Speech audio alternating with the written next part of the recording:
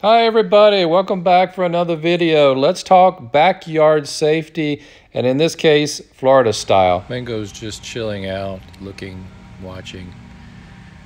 This is what she likes to do. But occasionally, she will actually see something of value. And in this particular day, what is it, Mango? Mango, what is it? What do you see? She spots something out there. She's watching.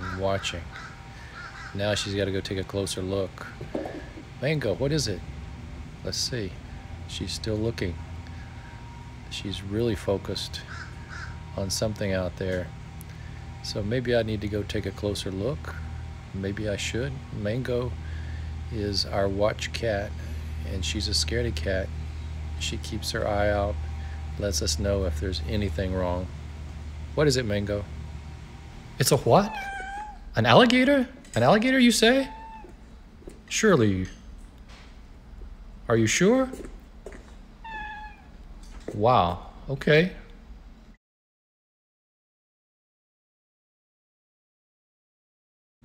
Today I'm going to talk to you a little bit about four-legged predators and things that we don't think about very often. You might live in a place where this is not an issue, but if you live in South Florida, there are predators out there in the lake, and this lake is about 30 feet away from the back of the house.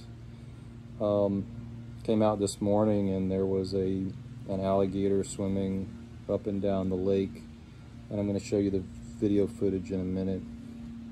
Normally they say these guys are very afraid of humans, but this one was not. I went out, I saw him, and I went out with my camera, and I got a shot of him at a distance. I could see his head sticking up.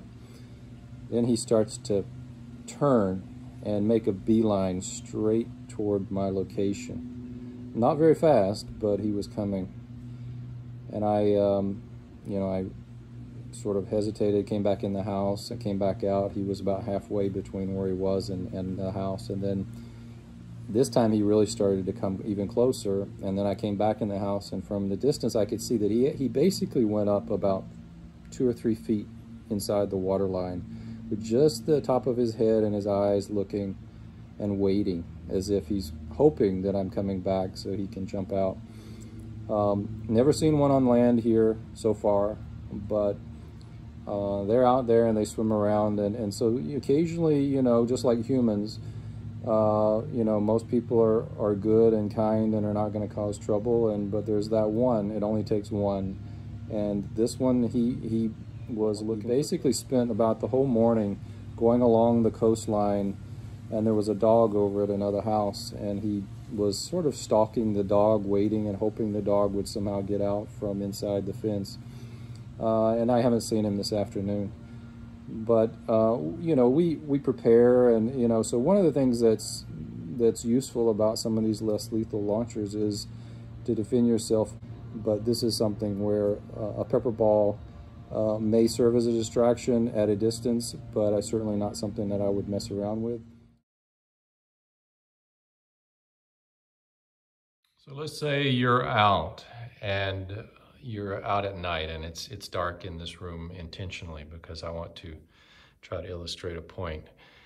And alligators are around and you're just not paying attention, and then it attacks really quickly.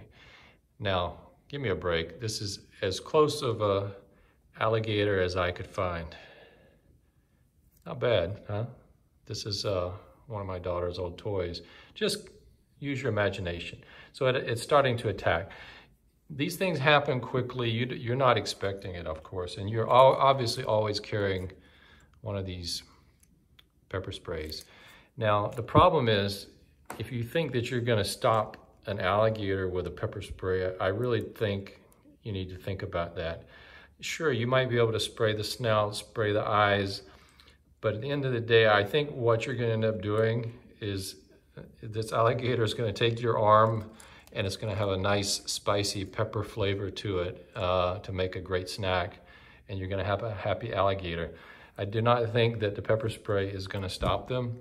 I do believe it's going to take a lethal force if you ever get up to the point where one is attacking. And now, of course, you need to poke eyes, hit the snout, fight like hell, do whatever you can to get away. They are not going to let go unless they realize, hey, this person is fighting so much, it's not worth it. They really don't have a great desire to fight and put in great effort. They will give up if you fight and you have some way to keep them from getting you in their snout and rolling and ripping your arm off. So firing a firearm at this point would be very difficult to engage. Even if you had one on you, it is attacking. To get it out and actually be able to fire it on target would be extremely difficult. So it's a tough situation all around. Bottom line, stay out of the water. Don't go near the water at night. Don't go in the water at all if there are alligators around. Just play it safe. But there are, wildlife is everywhere.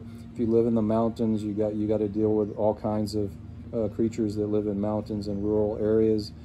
Down here, we've got snakes, we've got crocodiles, alligators and snakes in the area. Anywhere within 30 feet of this water, you got to be extra careful. Alligators. And so it's really, it's a different story down here. I'm not saying, your less lethal launcher is going to stop any of these, but I'm saying that if you are out and about and you have the opportunity to carry something with you, it's better than nothing. And I don't know what the effects would be, but I'll show you this footage in a minute. It's more just to make a point that these are not only useful for city life, but if you're camping, you're hiking, or you live in an environment like this where literally something unexpected could be at your doorstep at the last minute, and you really don't know.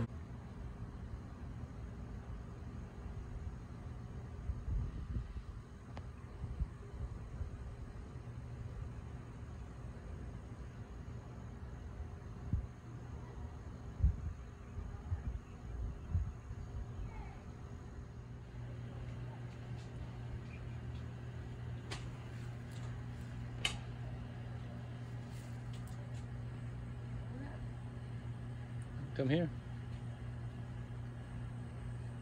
He's looking at us.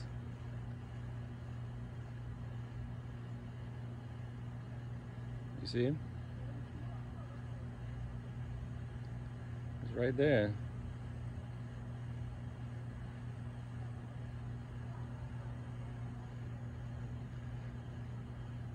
He gets if he starts getting any closer, I'm coming out of the water. I'm going in the house.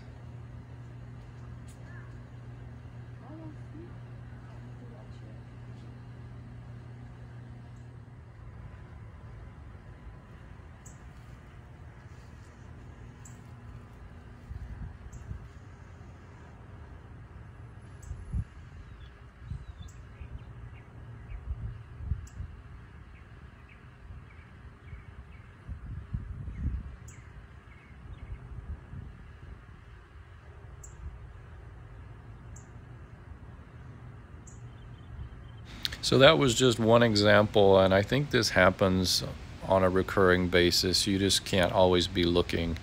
Just these threats exist here. At night, there is no fence. You go out, you need to have a flashlight.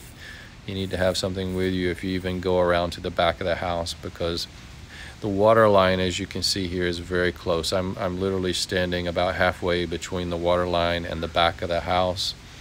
We're right on the water, really close, so we don't have a big area. As you can see here, there is some yard, but those gators can come right up and get really close if they want to.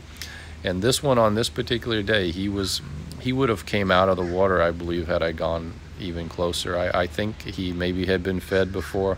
You never know, but these are dangerous.